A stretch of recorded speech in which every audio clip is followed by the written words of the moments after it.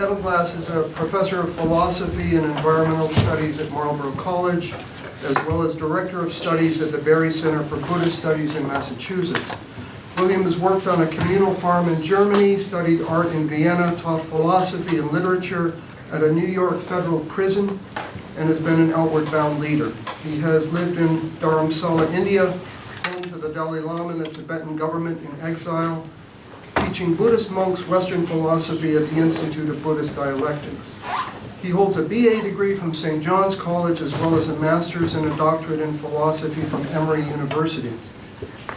He has published widely in Buddhist philosophy, environmental philosophy, and 20th century European philosophy. Recent projects include work on phenomenology and climate ethics, rethinking faith and reason in Indian Buddhism, the limits of language, deep time, and happiness in the science of meditation. He is chair of the board of directors of the International Association of Environmental Philosophy and co-editor of the journal Environmental Philosophy. He is principal scholar also for the Brattleboro Words Project. He has taught a wide range of courses at Marlboro since 2008, often engaging subject areas outside of philosophy. I'm going to tell you something now that I know about him that he may not know about himself, but I know.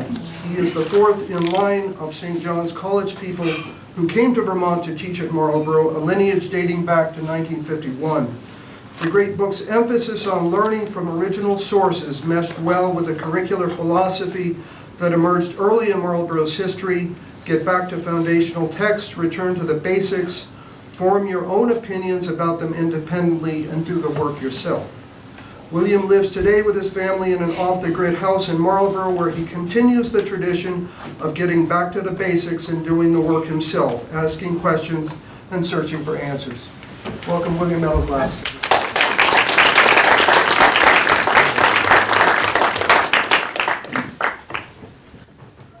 Welcome, everyone, or maybe you're welcoming me. It's really sweet to see such a big turnout on a Tuesday night.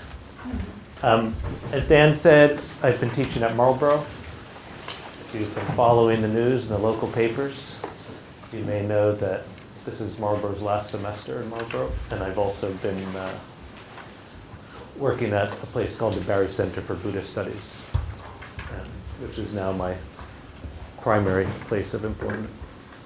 So there is a lot being written on happiness these days.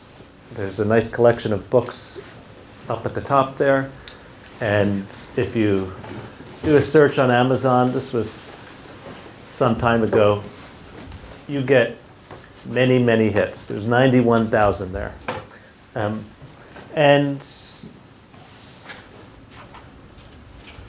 a lot of the writing says things like what you find in this op-ed by David Brooks in the New York Times.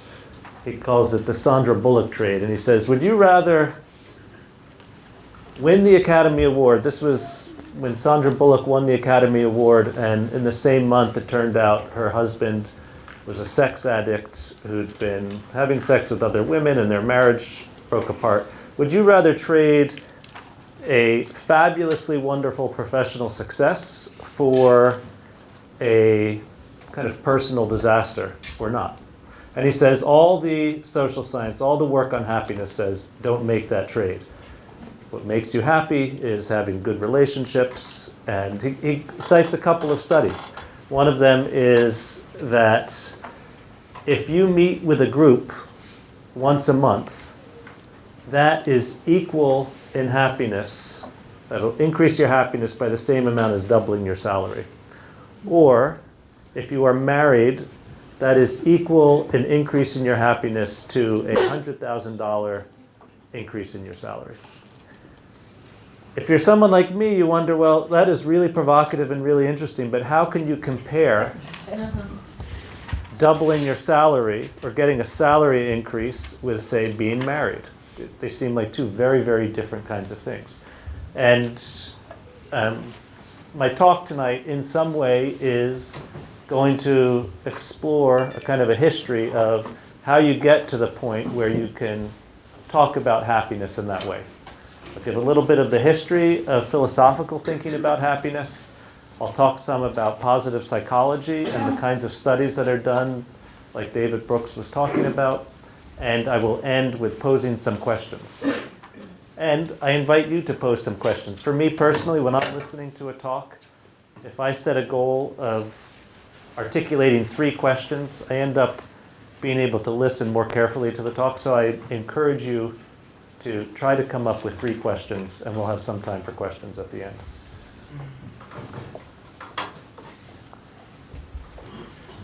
Okay, so the very first account of happiness in the West is in the very first chapter of the very first book of history by Herodotus, called the Histories.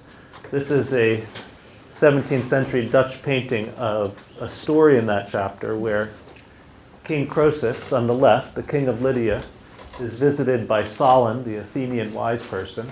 And King Croesus is the wealthiest and most powerful person in what they thought of as the world. And this is a scene where Solon is shown his huge treasure chamber, all these treasures. And the king asks, who's the happiest person on earth? Thinking that because he's the richest and most powerful, he's the happiest. And Solon talks about this guy who died in his 40s in a battle, and he'd been virtuous and was rewarded by the gods. And the king says, well, who's the next happiest? And he talks about these 2 sons who were going to a festival, and their oxen couldn't carry the cart with their mother. And so they pull the cart, the 2 sons pull the cart, and the mother prays for them to be rewarded, and they die that night. And Solon says they were happy. And basically the message is, you don't know if you're happy until after, you don't know if someone has lived a happy life until after they've died, because life is fundamentally about luck. And in fact, the king, the son who was healthiest, died in a freak accident, and he misinterpreted an oracle and got caught up in a disastrous war with Persia. He loses his kingdom and he loses his family. And in the end, he is not happy. The historian of happiness, Darren McMahon, calls this the tragic view of happiness. It's tragic because happiness is not necessarily a feeling the way we think of it today, a subjective feeling. Happiness is a quality of life as a whole, and it's largely outside of our control. It's a matter of luck. This is an image of Oedipus. And Oedipus killed his father in self-defense and married his mother, not knowing it was his mother. It was not because he was morally bad. It was because he was really unlucky. So here he is, having taken his eyes out at what he's done. But there's nothing morally bad about it. And the etymology of the word happiness has some of this view in it. Happiness comes from what happens. So happenstance, haphazard, perhaps. All of these words simply have to do with what has happened. And most European languages have this etymological connection between happiness and luck. Like in German, Glück is the same word, happiness and luck. This view changes when you get to the Greek philosophers. So this is an image of Raphael's School of Athens. And most of the Greek philosophers argue that happiness is not merely luck, that happiness might involve some luck, but in order to be happy, you need to conform to some kind of norm, either a moral norm or a community or rationality, reason, nature. Happiness means aligning yourself with the nature of reality. That's what it is to be happy. And we are moving rather quickly here. This is Hobbes in the 17th century.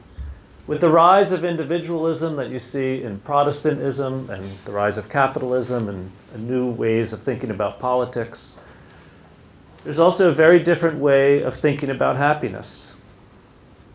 Hobbes says, well, what is happiness? Happiness is the satisfaction of your desires. and everybody has desires, that means that everybody can be happy. It's not a matter of luck that only a few people are happy, or only a few people are really, really virtuous and they can be happy. Because everyone has desires, everyone can be happy. And because happiness is the result of getting what you want, the more power you have, the more you can get what you want. So if you really want to be happy, Hobbes says, you need to increase your power. This is a view that John Locke takes up, and it's John Locke's articulation of the idea that politics should make us happy, or that our society can make us happy and we can all be happy, that you get an idea such as you find in the Declaration of Independence with Jefferson, that we want to create a country where everyone can pursue happiness. The 18th century, a little bit like today, saw a huge rate of publication of self-help books teaching you how to be happy. Everybody, because everybody had desires, everybody could be happy. This is, on the left, Voltaire and Diderot, the French Encyclopedia, in which they basically make this argument that everybody can be happy. This middle one is Jean-Jacques Rousseau, The Social Contract. And he argues there that if you live in a society where someone like you cannot be happy, you should change that society. And this becomes one of the justifications for the French Revolution. This is an image of the beginning of the Constitution of the French people of June 1793. And the very first article is that this political system is going to be set up for the benefit, the good of the people, to make people happy. Happiness becomes something which is politically achievable. The terror of the French Revolution and the lack of increased happiness was the kind of utopian ideals of happiness that never came to fruition, led to greater pessimism in the 19th century about who all could be happy. Some of you might know Schopenhauer. Schopenhauer has this idea that our lives are basically a pendulum. We have a desire for something, and we are frustrated until we achieve that desire, until we achieve the object of desire. But once we achieve that object of our desire, we feel boredom that we have it. And our lives are basically a pendulum of frustration and boredom, frustration and boredom. Nietzsche, who was very inspired by Schopenhauer, says humanity doesn't actually search for happiness, only the English search for happiness. He thought it was kind of a pathetic orientation to life. For Nietzsche, challenge is what's important. Struggle, achievement, not happiness. And you see some of that pessimism in Freud. In one of the classes I was in today, Tim mentioned civilization and its discontents. In Civilization and its Discontents, Freud basically makes the argument that we all have drives and desires, right? To the degree that we live with other people, we have a choice. We can either repress those drives and desires, which is painful. That's the way most of us are. Or we will not repress them and other people will punish us for them. They'll either put us in prison or they will not be friends with us. Basically, for Freud, in social life, happiness is impossible. Some of you may... How many of you have seen Annie Hall, the Woody Allen film? I've heard of Annie Hall. Okay, there you go. It's a generational thing. At any rate, Annie Hall is a Woody Allen film, and you may remember there's that line where Woody Allen says there are two kinds of lives. There's the horrible and the merely miserable. That's basically this kind of Freudian pessimism about happiness. And some of that came to... Is it the same with the lobster pot? Does Annie Hall have a lobster pot scene? Yes. So that kind of pessimism appears in a lot of 20th century psychology. So just after World War II, the Veterans Administration gets founded, and there's a lot of money that is devoted to research in mental health. And most of that money goes towards looking at those aspects of our psychology which are problematic: anxiety, depression, addiction, anger. And we get the Diagnostic and Statistical Manual of Mental Disorders, which is basically a long list of everything that goes wrong.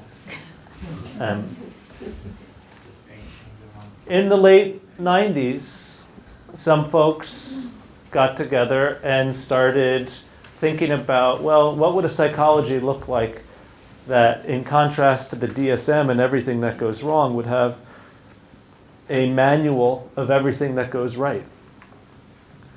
A small percentage of research in the 20th century, in the second half of the 20th century in psychology, was devoted to cultivating generosity or happiness or gratitude or calm. Martin Seligman, who's one of the authors of this book, he became president of the American Philosophical Association and started something called positive psychology, or gave it a certain amount of legitimacy. There were conferences, journals, a ton of publications, and positive psychology is now something that at a place like Landmark you have courses in. There's Linda, I believe, teaches positive psychology regularly here. And positive psychology is the psychology that looks at The positives. the positives. How do we live well? How do we cultivate virtues and strengths? By and large, positive psychologists suggests that there are three main contributing factors to whatever our level of happiness might be. About half, they say, is genetic. About 40% is from the decisions that we make over the course of our day and our lives, and about 10% is the circumstances that we are in. Theo, I see some hands up. We're going to go through the talk, and then we'll have time for questions at the end. And one of the main claims of positive psychology, as you can see from that pie chart, is that a significant amount of our happiness is in our control, which leads many people to think that I can choose to be happy. And positive psychologists tell us what choices to make to be happy. To be a science, you have to measure happiness. There are two primary ways of measuring happiness. One is asking people how satisfied they are with their lives. And this basic questionnaire has been given to millions and millions of people. And it turns out the vast majority of people to whom this is given, whether they are Maasai in Kenya or Amish in Pennsylvania or people in Costa Rica or Korea or people Inuit living in the Arctic, and hundreds and hundreds of thousands of college students, most people say they are generally pretty happy. And these questionnaires, there are other studies that try to justify them through other means. So for example, you can give this questionnaire to someone and then interview all the people in their life and ask them how happy they think this person is, or how often they smile. And they seem to corroborate. But there are some people who say that these sorts of questionnaires are not actually particularly compelling. So there's an experiment that you can do where you can give a group of people this questionnaire on a sunny day, give it to them on a cloudy day, and it turns out on cloudy days people are less satisfied with their lives. There are a variety of social experiments you can do if people evaluate their lives and make different kinds of choices. If they're smelling good things, like outside a donut shop, people are much more generous. And so there's some psychologists, like Daniel Kahneman, who won a Nobel Prize as one of the inventors of behavioral economics. Daniel Kahneman argues that we shouldn't actually trust these questionnaires because we can't really trust people. We can't trust people to accurately self-assess how satisfied they are with their lives. And one of the experiments he uses to justify this suspicion of the questionnaires. So, can it actually be measured or not? We're going to get to that. These are graphs of two patients who are having a colonoscopy. This was back when colonoscopies were done when you were more aware. And they're asked every 60 seconds or so how much pain they're in. And you can ask yourself, who feels more pain, patient A or patient B? Yeah, Patient B. patient B feels more pain. Does anybody disagree? Yes. Okay, so some people think patient A, some people think patient B. Certainly there's more crosshatched area in patient B, and you would think that there's more pain there. And when people are reporting pain during the colonoscopy, patient B is reporting more pain. But afterwards, patient A remembers the experience as more painful. And Kahneman speculates that the reason for that is that the very end of the experience is quite painful for patient A. And the end of the experience is going to color every other aspect of the experience. Patient B, even though patient B may have had more pain totally in the experience, had very little at the end, and so doesn't remember it as such a bad thing. Kahneman actually practices, he makes choices in his life informed by this. My favorite one is he and his wife were vacationing in Switzerland. They'd planned a 4-day vacation. Day 3 was just absolutely amazing. It was as good a day of vacation as you could possibly have. And so applying this principle, they decided to go home a day early because the benefits of our vacation are what you remember for years afterwards. And so he knew that if they left a day early, the vacation would provide much more benefit over the long term. So what do folks who do research based on Kahneman's work want to do? Essentially, what they want to do is give people handheld devices that can contact them at random times during waking hours, ask them very specific questions, and instead of trusting people to remember how they were feeling or assess their lives, to ask them very specific questions, how they are feeling at that very moment, and then aggregate those responses. So these are the two ways in which happiness is measured: questionnaires and random experience sampling. By and large, this is what positive psychologists say about what impacts our happiness. We tend to think that some things like how we look, how beautiful or handsome we are, how much money we have, what our social class is, what our income is, how intelligent we are. In fact, these things have a relatively small correlation with our happiness. What has much more correlation, what's higher correlation, is how many friends we have, whether or not we're religious. Religious people tend to be happier. How much leisure activity, our health, how conscientious you are. The more conscientious you are, the happier you're going to be. And what has the highest correlations are how grateful you are, how optimistic you are, whether or not you're employed, frequency of sexual intercourse, percent of time experiencing positive affect. That seems pretty understandable. How high your self-esteem is. So those are much greater than the things that we typically think impact our happiness, such as social class or how we look. I'm going to talk for a few minutes about some of the studies that I think are particularly intriguing or particularly interesting. Barry Schwartz is a psychologist at Swarthmore. He's got a book called The Tyranny of Choice.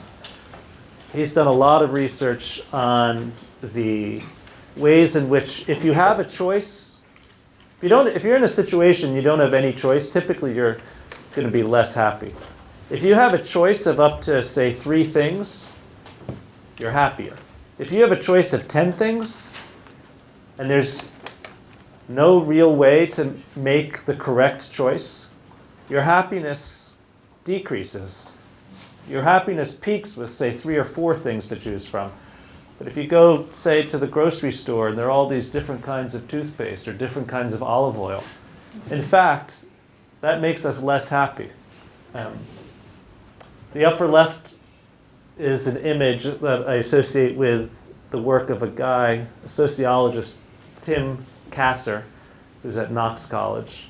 He's spent decades looking at materialism. It turns out that there is some small increase in happiness if you're wealthy. It doesn't show up on the random experience sampling, but people who are wealthy tend to be more satisfied with their lives a little bit. However, if you are orienting your life around making money and doing things that actually are not intrinsically fulfilling, you tend to be less happy. Orienting your life around materialistic values tends to make you less happy. This is an image of Mother Teresa. There's a strong correlation between happiness and compassion. This is why some people in positive psychology, you can cultivate compassion as a way of making yourself happier. It's,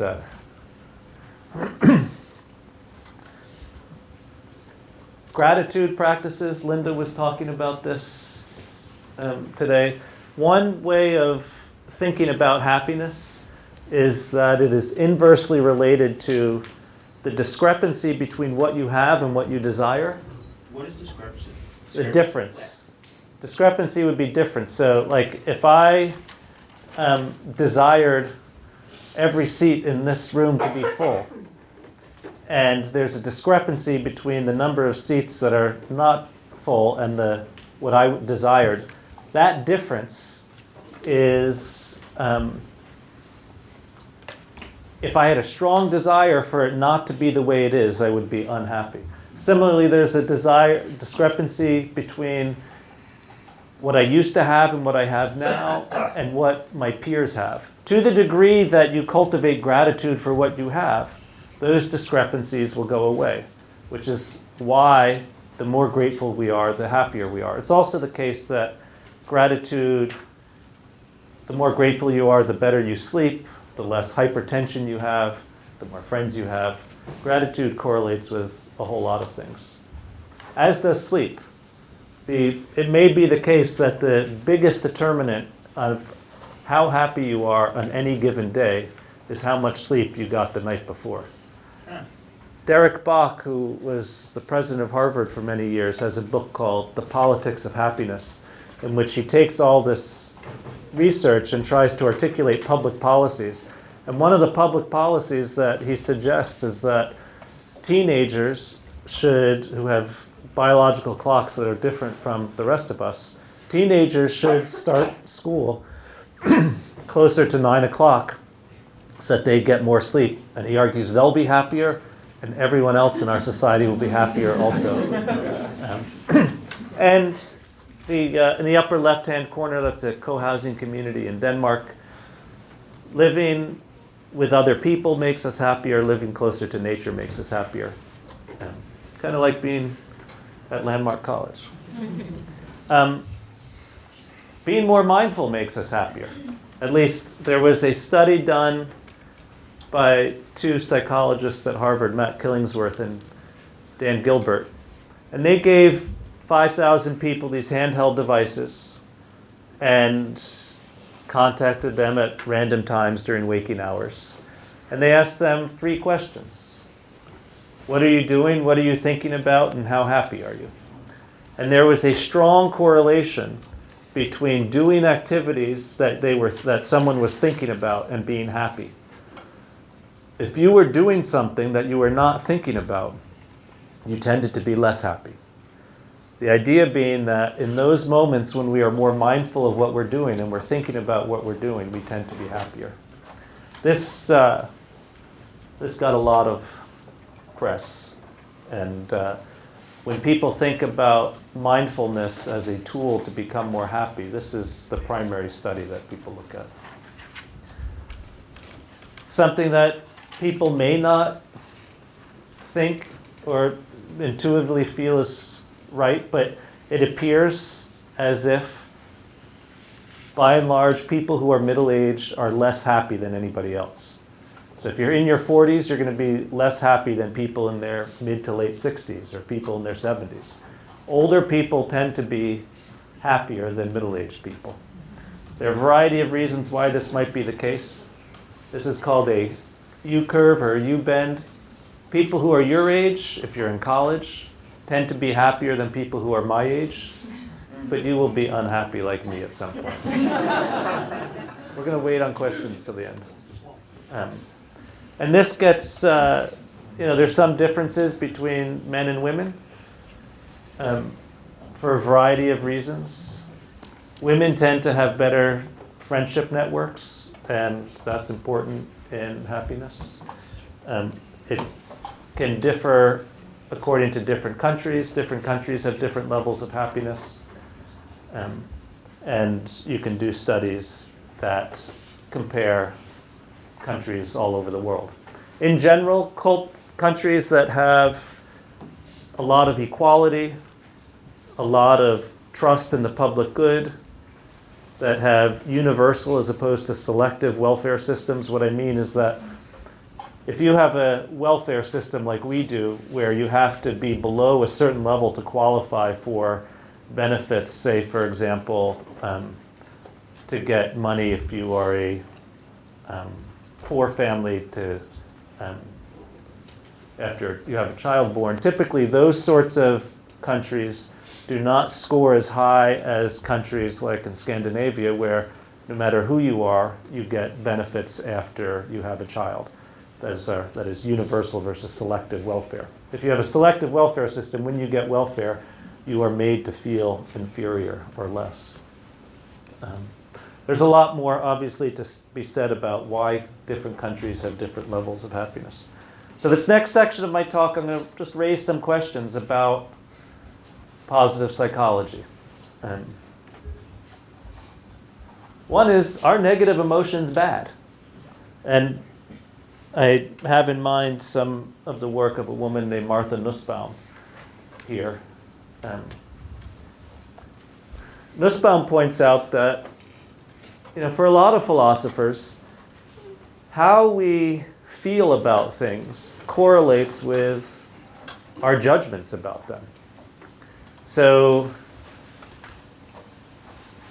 if something bad happens to people you love, or to your country, or to the Amazon, and you do not feel bad, it may be because you're distracting yourself, or you're numbing yourself, but it may be because you don't value it, or you can't really live with, or dwell with, or be present to what's actually going on. That is, to feel grief about something is itself a judgment. Not to feel grief is also a judgment. Is it the case that Americans really need to increase their levels of happiness? The image here is motivated by the findings of Candace Clark, who's a sociology, who wrote a book about suffering and compassion in the United States called Misery and Company. And she points out that many affluent people in this country feel that poor people are poor because of the choices they have made. And therefore, they are responsible for their poverty, and they are deserving of their poverty. Whereas people who are stuck in traffic, people like themselves, they did not make any bad choices, it's just bad luck. So they have more sympathy for people like themselves stuck in traffic than they do for people who are really poor. Martha Nussbaum suggests that maybe Americans need to actually cultivate the capacity to feel more negative emotions, such as pain and grief, that some schools have virtually no funding compared to neighboring schools that might have enormous affluence, or poverty, war, environmental degradation. So Maybe we shouldn't be trying to cultivate happiness. Maybe we should be trying to cultivate some other feelings as well. Is pleasure one or many?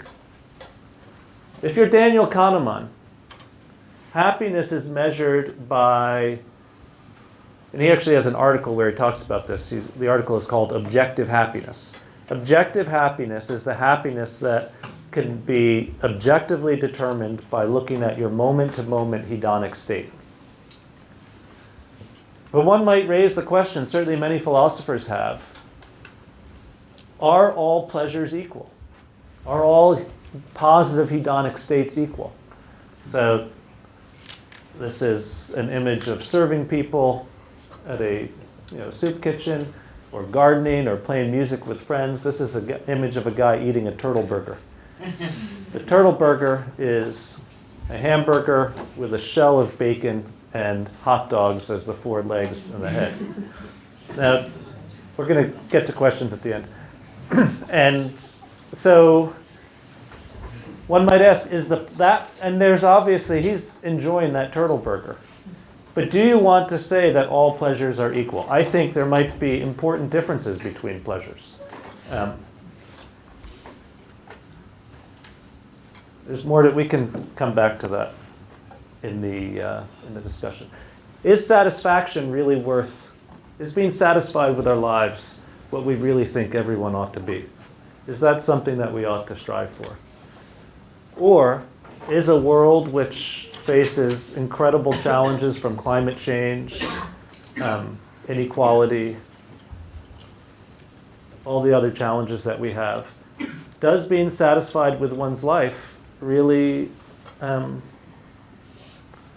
where you feel like you've done what needs to be done? Is that what we're striving for? I actually found this slide on a website, a corporate website, where they're selling a service of bringing happiness to people.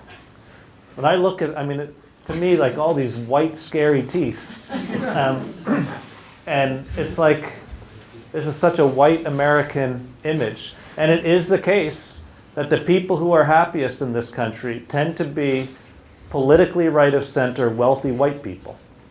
That is, and I have nothing against politically right of center, wealthy white people. It's not that I don't think they should be happy. But if you think about who's satisfied with their lives and who's satisfied with the status quo, it's politically wealthy, or politically right of center, wealthy people. And it's not that they shouldn't be happy, but if what we're doing is measuring life satisfaction, maybe that doesn't get at how we actually want to be or how you actually feel that we should be.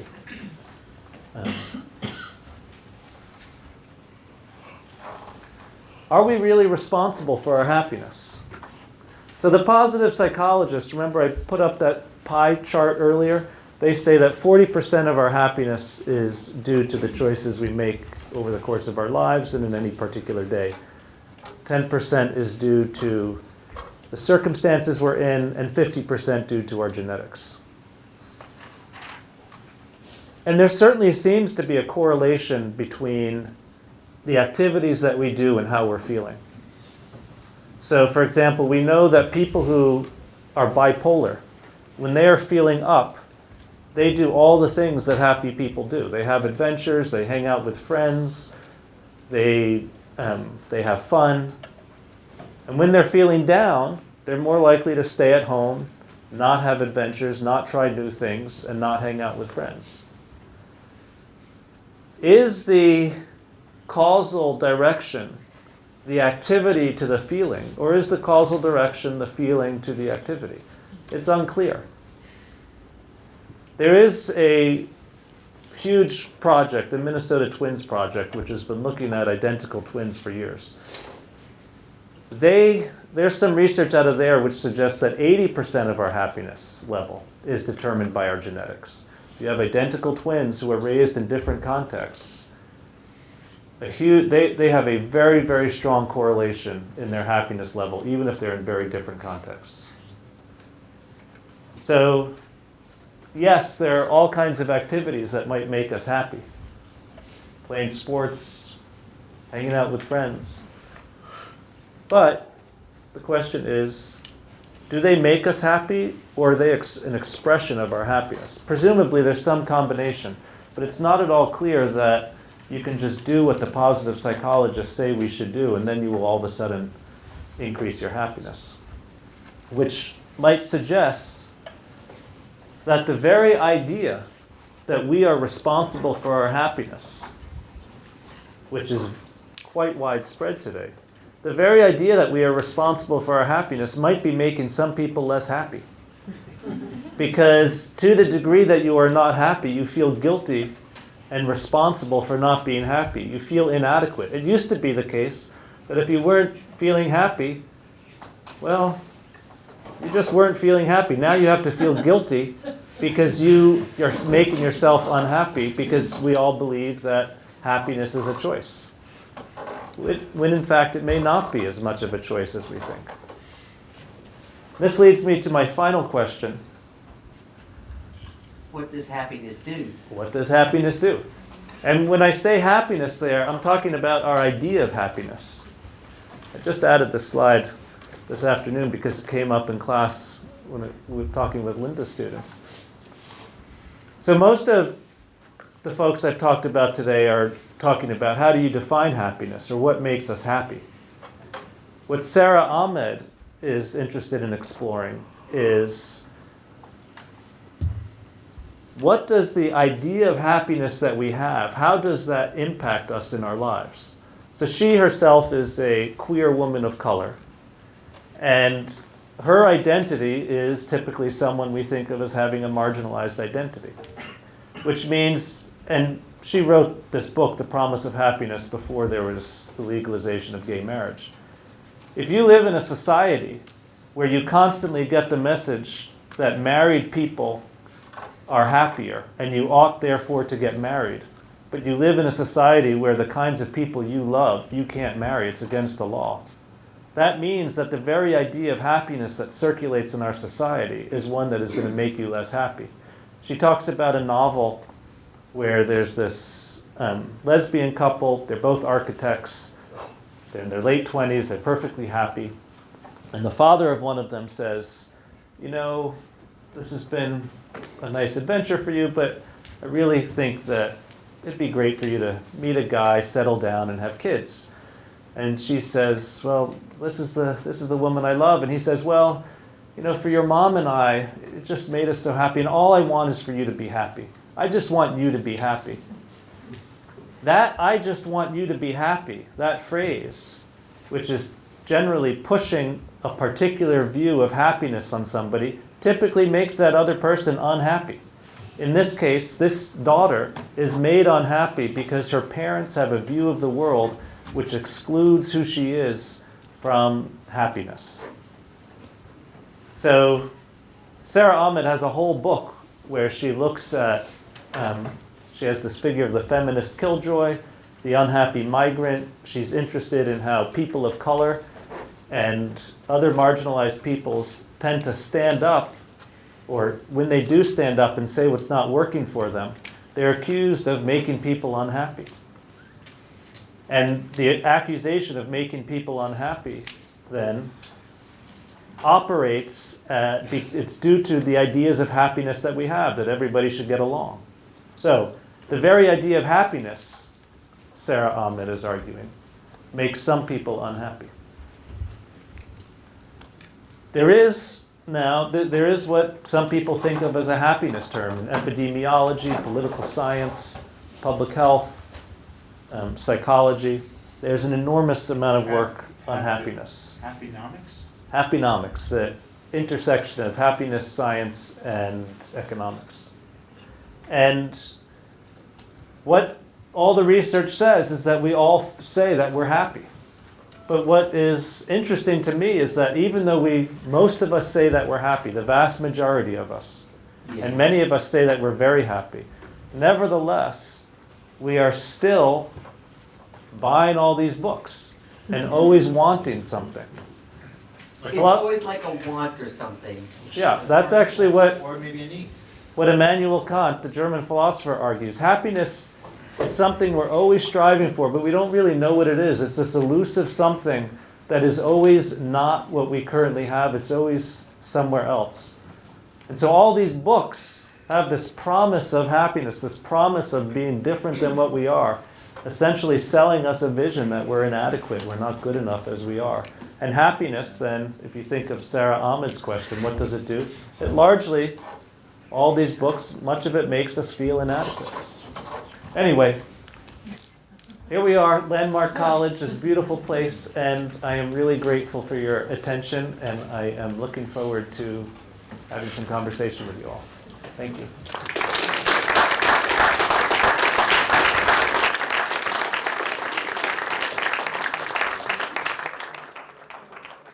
Comments, questions, thoughts? And maybe when you say something, if you could just say your name also. I appreciate it. Yeah. I just think Can you that, say what your name is? oh, my name's Ellen. Ellen. Yeah, good. I just, towards the end, when you were, I forget who said it, but you're quoting someone, that striving for something, wanting it, but not knowing what exactly it is. I think that's actually pretty interesting because, you know, there's that unknown. Like, even though we know that we wanted to try and define what it is, it's just still not, it's Yeah. still hanging in there like, Yeah. you can't define me. Yeah. Like, you know, it's like a very high reach. Yes. And I think that's a very interesting concept to think about, especially after like many years, like, so, Yeah. So that was Immanuel Kant, K-A-N-T, the yeah. German philosopher. I recognize the name, I just can't remember, I couldn't remember. Yeah. I just think that that's a cool concept that for many years. Yeah. Yeah. Thanks, Ellen. Yeah. What Can you did say your name, too? oh, Jack Walensky. Thanks, Jack. What did Aristotle say about happiness, though? Aristotle says, at the beginning of the Nicomachean Ethics, that everybody strives for happiness, and that to achieve happiness, the way we achieve happiness is properly fulfilling our function, and as rational beings, that means being rational and moral. That is what it is to be happy. Yeah. Do you think with the growth of things like positive psychology, there might be an overemphasis on happiness in our life and worrying about that too much? So, what was your name? Oh, sorry, Sam. Sam. I think that's a great question, Sam. And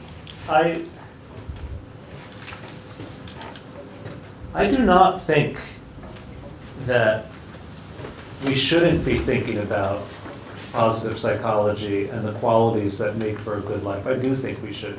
I think a lot of what positive psychology teaches us is really important. The values of generosity and sleep and mindfulness. I mean, some people who are more critical say, yeah, it's really important. It's basically everything your grandparents told you. But to the degree that it can help us emphasize the quality of our lives over, say, consumerism, I think there's an enormous benefit. To the degree that happiness becomes the primary way in which we would evaluate our lives, or to the degree that the value of happiness becomes more important than, say, justice or ethics or depth or quality of life, then I'm wary of it. And there is a way in which happiness is sometimes reinforcing certain consumerist desires. I do feel like in the 20th century, this isn't original to me, but in 20th century America, for example, with the rise of consumer credit and the fall of a certain kind of social, religious orientation, that many people have been left without overarching meaning in their lives. And happiness has become that which we have fallen back on. And to the degree that our own particular happiness is then the primary source of meaning in our lives, I think that is problematic. Alan, let me see if other people have questions or comments before we get back to you, but I will get back to you. Well, the happiness number, and happiness is in our society been equated with tangible consumerism, as you say. How wealthy you are, how much you get, how many things you have is what on the TV is selling you is what being happy is. And I think we have a hard time in our society deciding what happiness is because we've been programmed to think it's things, and consumers, and consumer goods. Yeah. We've lost that a lot. Right, and some people argue that the very term happiness is so contaminated that we need to start looking at other terms like joy, for example. And because there's so much of the kind of cultural baggage, Bert, that you're talking about with the very word. Jack, I'll get back to you if other people. Yeah. Yeah, just to kind of continue this conversation, because I also see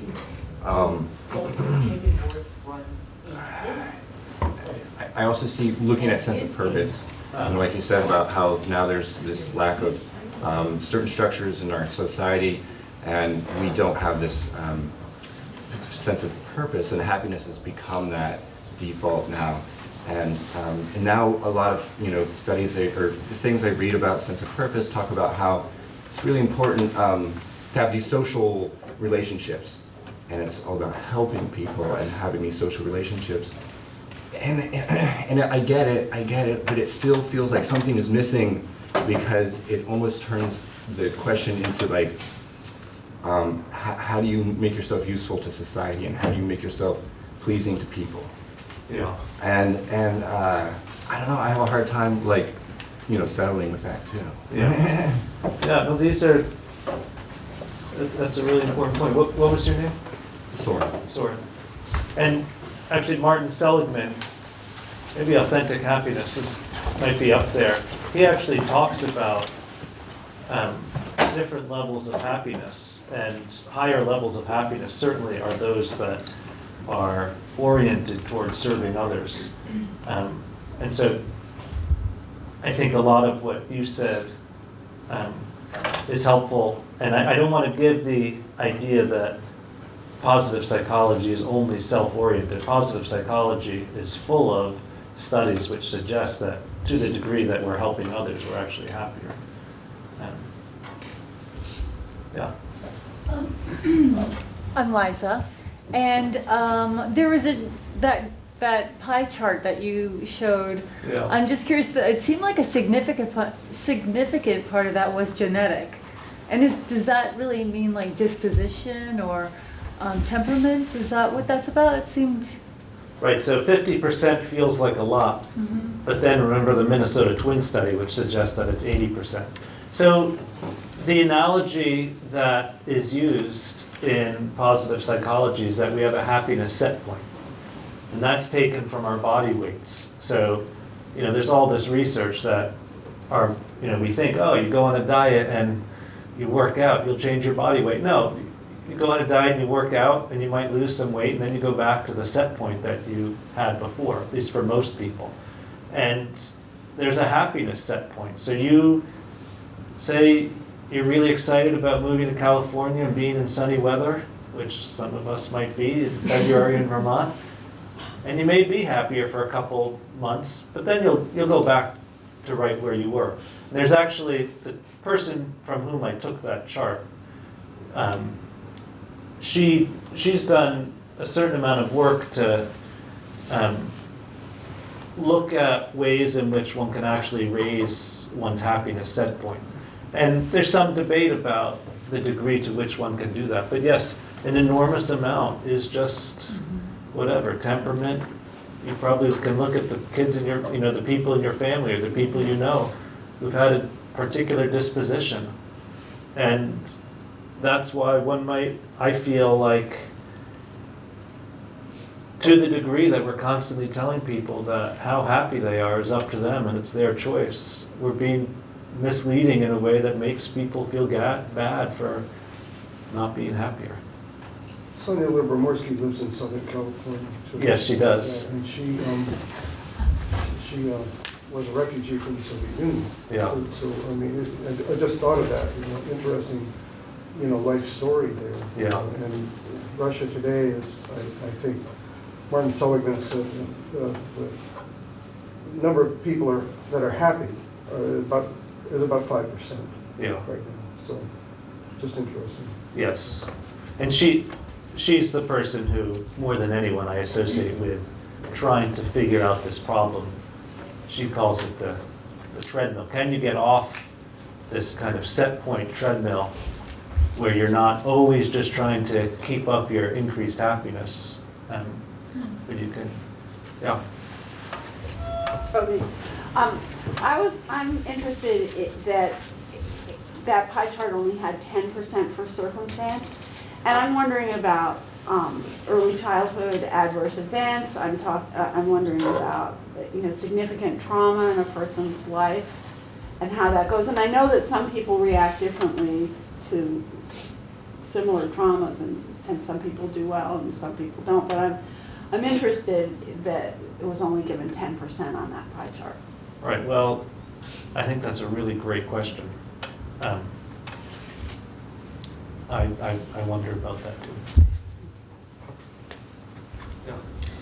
My name's Amanda. I'm a student of Buddhist psychology and just having a lot of appreciation for that perspective on happiness because it kind of encompasses other feelings and being like more aligned with maybe like this second or third slide you showed where it's like aligned with things as they are. And so it might be devastation and destruction and sadness and grief and joy and peace, like all within that, and just being content with things as they are and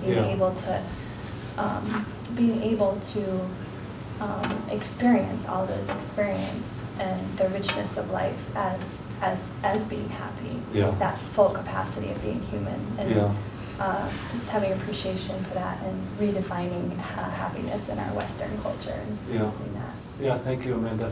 I think, obviously, given my background, I'm sympathetic to that.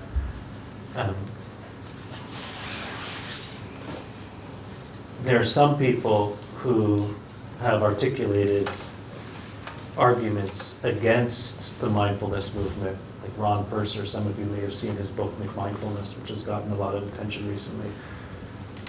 And other people who argue that for precisely the reasons you suggest, that an emphasis on meditation and happiness and accepting things as they are can be politically quietistic. That is, there may be things we shouldn't accept. I personally do not think that there is a strong intention. I think one can accept things in one's own life even as one feels that there needs to be certain sorts of changes in one's own life and in the larger society. But yeah, thank you. Yeah. So Seligman talks about how Americans are too anxious and unhappy, and just to kind of divert away from happiness necessarily, my question more so is related to how can we, is it more applicable to, in a therapy setting, actually create a better language around suffering and how to particularly deal with that as opposed to redefining what happiness actually is? So Dan and I spent about 4 hours talking today in a couple of classes, and one of the things that became clear is that you probably know a lot more about psychology than I do. I'm not, this is not really my expertise, anything clinical. And I imagine you and Linda and Tim probably have a lot more, and maybe there are other therapists or psychologists in the room, probably have a lot more insight on this than I do. The way you framed your question, I think of as an invitation to maybe speak to people's individual experiences in a way that might be richer than the vocabulary of happiness. And so I'm sympathetic to that, but it's not really my, I wouldn't feel qualified to really address that. Yeah. I'm Aslan, and what I was wondering is that happiness in these studies was, well, it was before not being defined, also not being contrasted with anything. I was wondering why, at least in a lot of the philosophies and studies that were shown, it seemed as if people thought that happiness can be an exclusive state of mind. Or that there's no other things that occur with happiness. Yeah. So I was wondering what you thought on whether that's important, even for contemplating or studying it, whether the different things that could be mixed in with it is Yeah. important. Yeah, that's a really insightful question. Thanks. For those of you who read the piece that I, maybe just be Dan, who's left, the piece that I wrote on Buddhism, meditation, and the science of happiness, and for Linda assigned. I do think that even though these studies just say happiness, there's always an implicit philosophical commitment to a particular conception of happiness that is being used. Either that life is, or that happiness is equal to being satisfied with one's life, that's what it means to be happy, or happiness is equal to large amounts of positive feeling. And Daniel Kahneman would say, well, the opposite is large amounts of negative feeling. Or people who use the questionnaires would say, well, it's a low assessment on how satisfied you are with your life.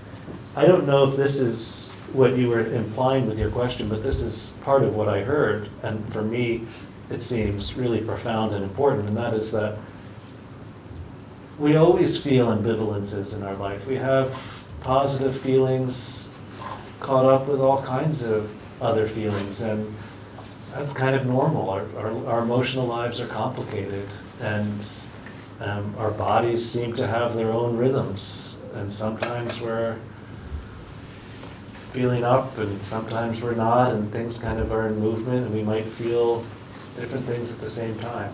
I don't know if that's what you were suggesting. That's partly what I heard, and I don't know how well these studies get at that. One of the things that's going on is that if you have a blunt instrument, like a life satisfaction questionnaire, you're kind of forced to put in, say, number 4 or number 7. And for me personally, my experience of answering those questionnaires is one of forcing a much more complex emotional situation into a number, and I never feel like it's adequate. And I think your question gets at that not feeling like it's adequate. And I think many people have that feeling. Many people can relate to that feeling that it's hard to just give a number of how satisfied you are with your life, and it's weird.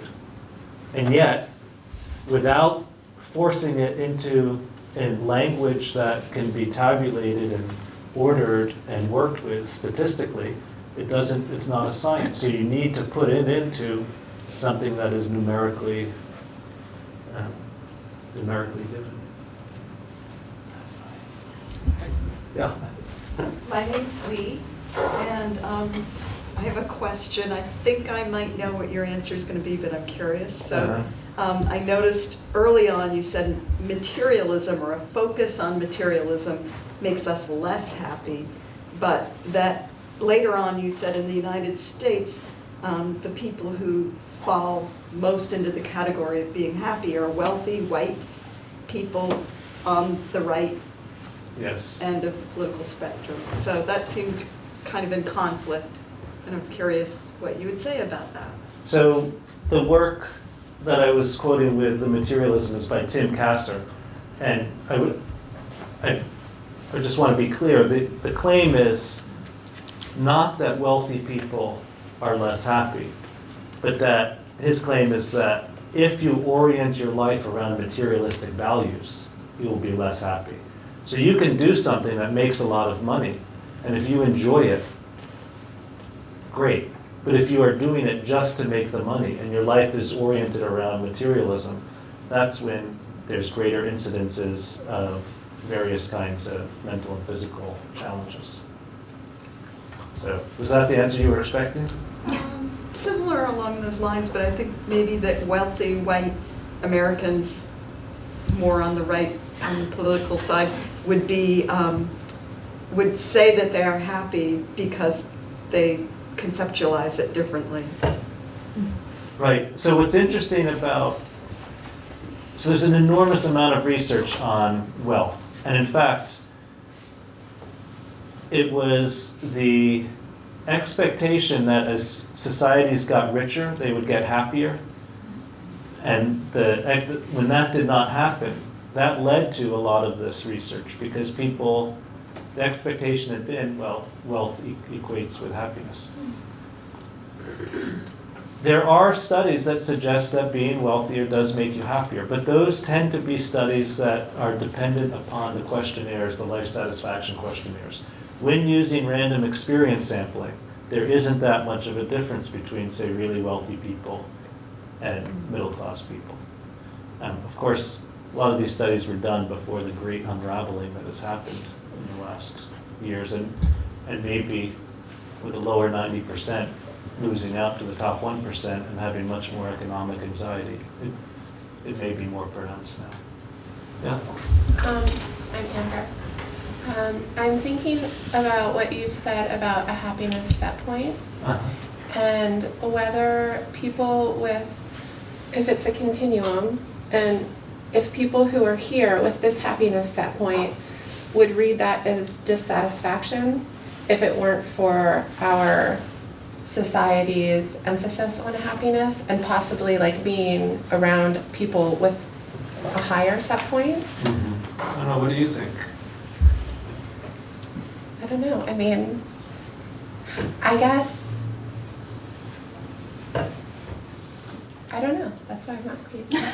I mean, what I do think is that with the dominance of a kind of pathological model of psychology, there are ways in which we have lost a richness of vocabulary around, say, being heartbroken, feeling despair, feeling sorrow, that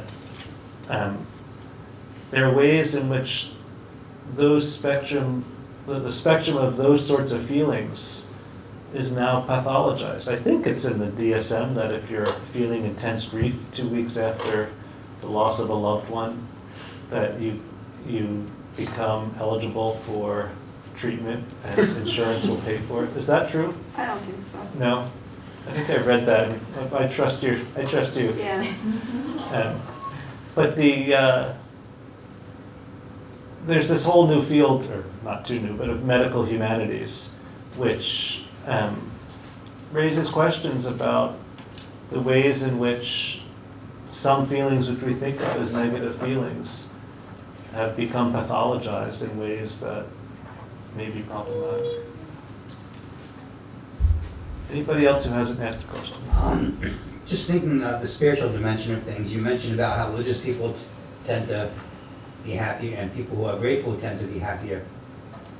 And just a lot of this, we all have spiritual identities, and it's how we see ourselves, and if we see our genetics made up of spiritual qualities, and instead of reliant on circumstances or just how we were brought up, but if we have a concept of ourselves more as expressing qualities, and that bringing us happiness as sharing or generosity or the different things where we can help people.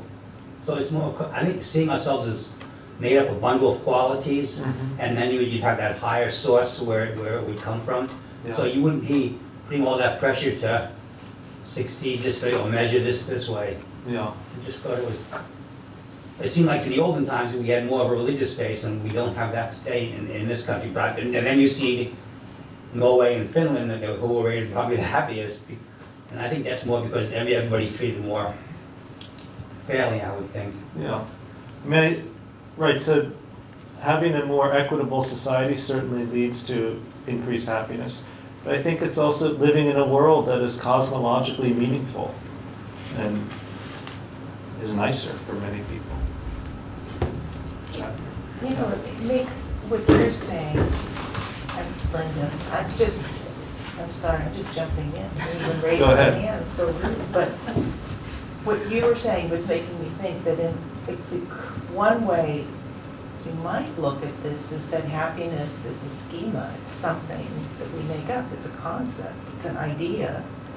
And so what we perceive as a good life, if you have a religious compass, then you have a way of organizing and understanding your life that might allow you to be happier, because it's a construct. It's something, I mean, there's a societal construct, but I think there's an individual construct.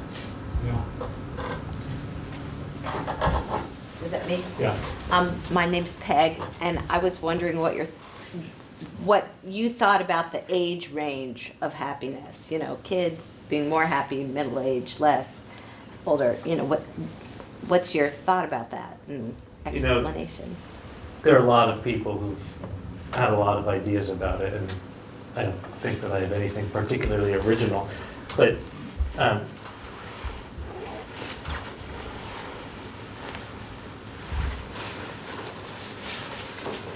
there are these studies which they ask people how happy they are every 5 years, and then they are asked to remember back each of those 5-year increments.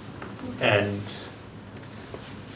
when we have young children, for example, we're sleep deprived, we tend not to rate ourselves very happy, though we look back and think of ourselves as much happier than we were, at least than we said on those studies at the time.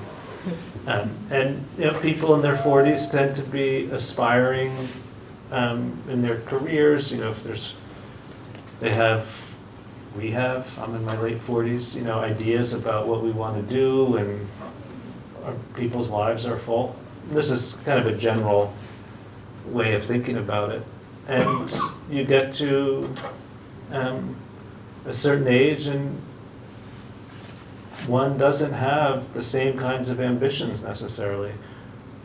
Maybe the presidential candidates are a different story, but by and large, at least what a lot of people think is that you get to a certain age and you're more accepting of this is your life, and the qualities of your life become more important, and you have more time for friends, and you've let go of certain kinds of professional stresses, and you might be, I don't know, I don't have anything particularly unique to say about that, but that's certainly what some people think. There may be, Linda, you teach positive psychology, and there may be other people here who... That isn't something I've really explored. I mean, if that's really sound, or if that has to do with how that measure was taken.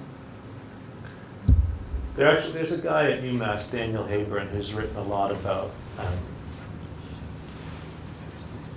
positive psychology. He's a philosopher. And he says, actually, there's studies that have this kind of a curve, studies that have that, studies that have that. But by and large, there seems to be a lot of U-curve studies.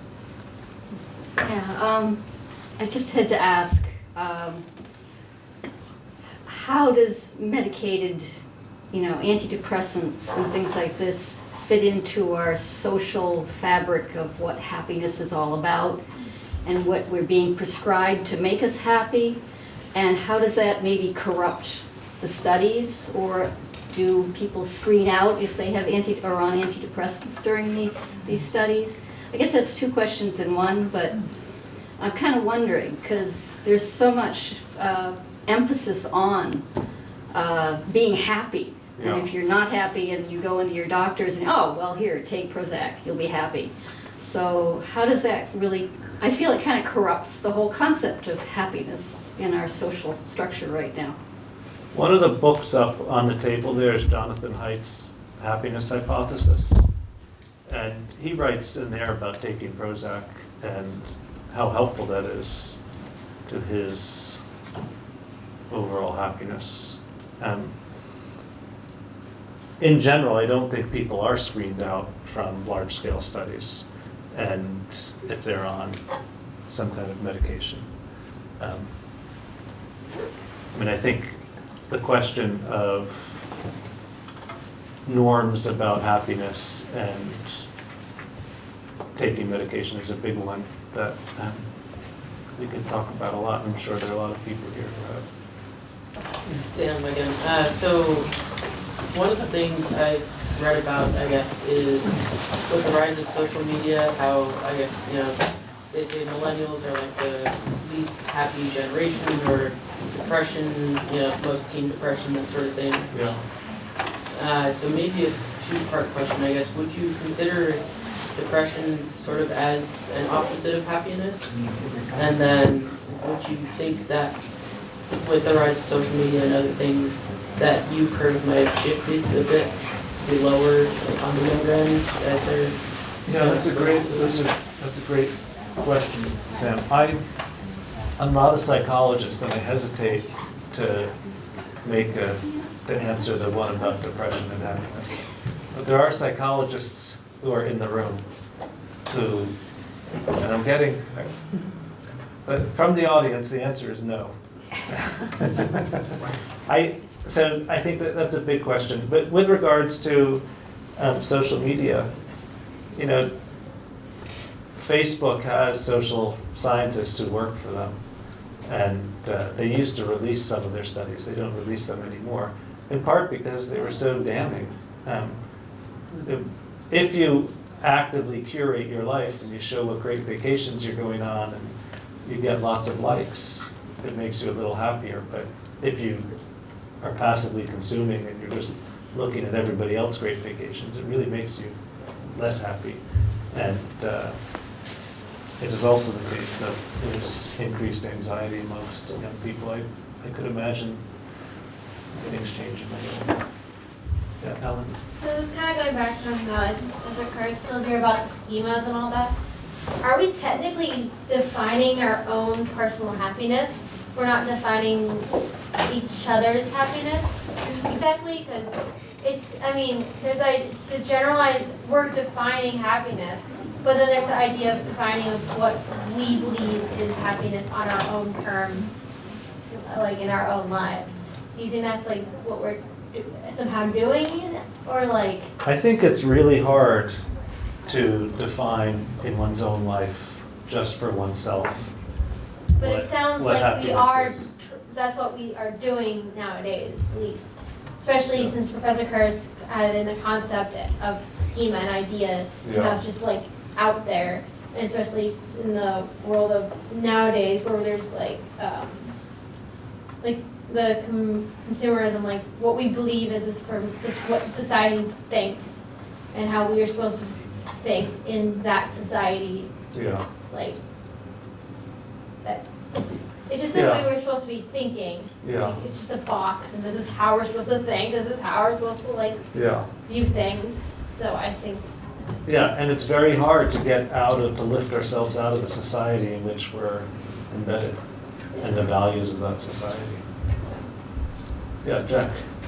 I am currently taking a sociology course, and what I've learned was that the idea of romantic love was actually something that's not entirely natural, like, marrying for the sake of, love, and, but it's not all natural. In fact, it was something that was developed, through social and historical trends, like, not for 1,000 years, and in fact, it didn't exist in any, other culture. Yeah. It was actually created in the Middle Ages in Europe with the idea of courtly love and all that. Yeah. Like the idea that romantic love, was something that was developed from like social and historical trends. Could you be that the pursuit of happiness or the concept is no different?